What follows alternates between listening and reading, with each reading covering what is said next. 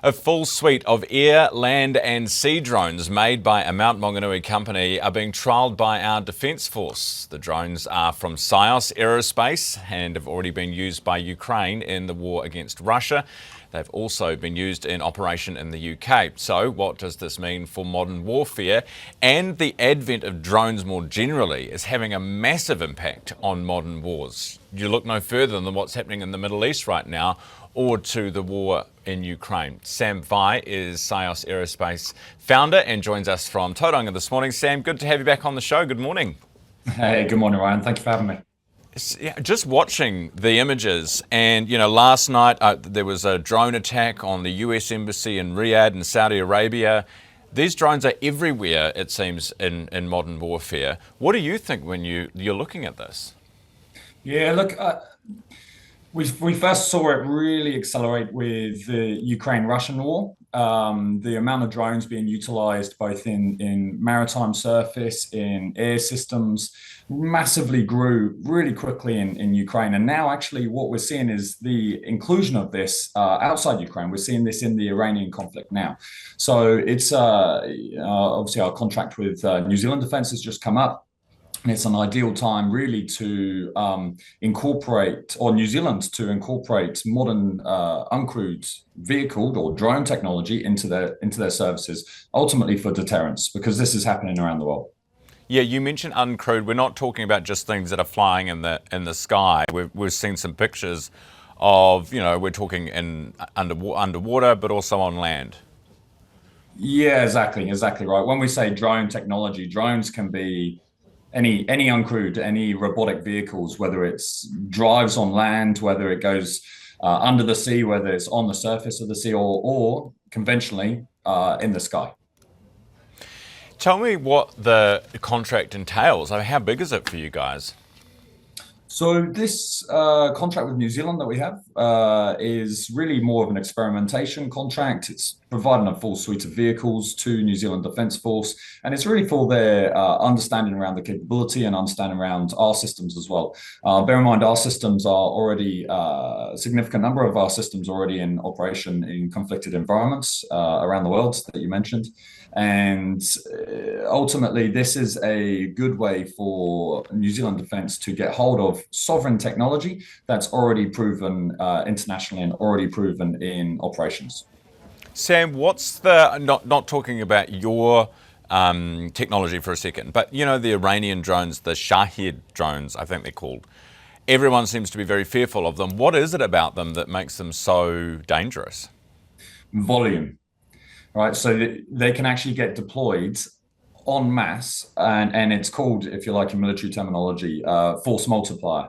So you can make, countries can make serious numbers of these systems, and although they might fly a lot slower than a missile system, they deliver the same effect.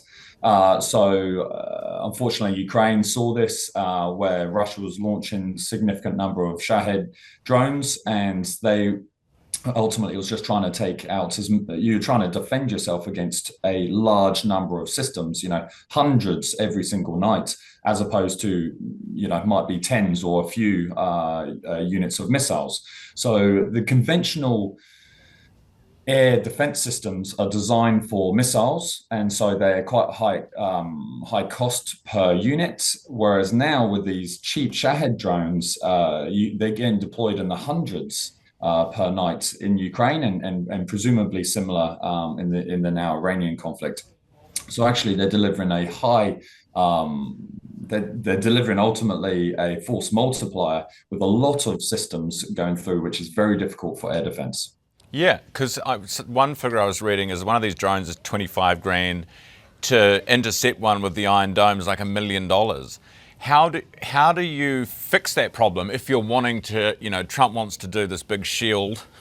We've got Israel wanting, the Iron Dome, obviously. How do you deal with that issue from a drone perspective?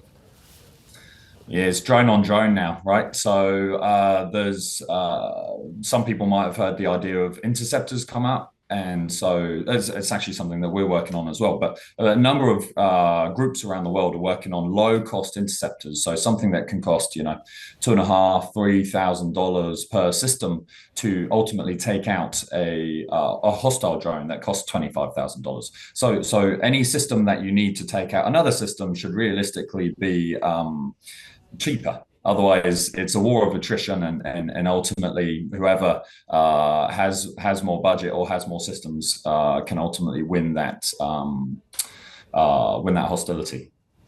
It's fascinating. Does that mean, so you're working on these types of interceptors now? That's correct. And does that mean that one day we just won't bother with aircraft? Like, why, would it just be drones and interceptors back and forth?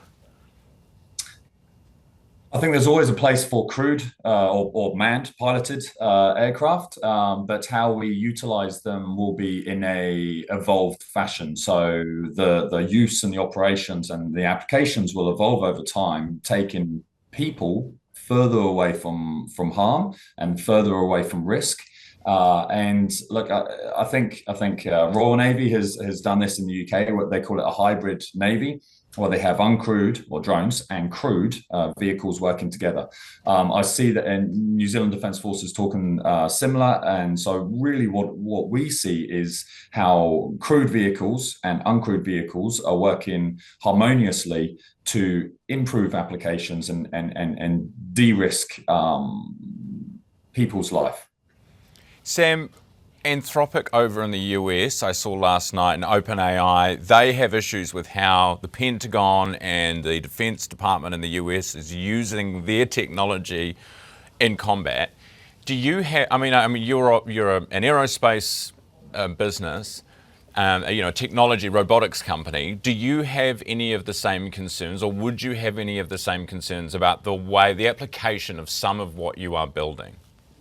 Yeah, so we're very, very cautious in terms of who we sell to. We go through a pretty strict governance requirements through a morality point as to who the customer is and what the application is before we would even engage in conversation with any potential customer. And then we put on top of that, we actually have New Zealand has its own export rules through MFAT, Ministry of Foreign Affairs and Trade, to limit any potential systems or products going to the wrong customer.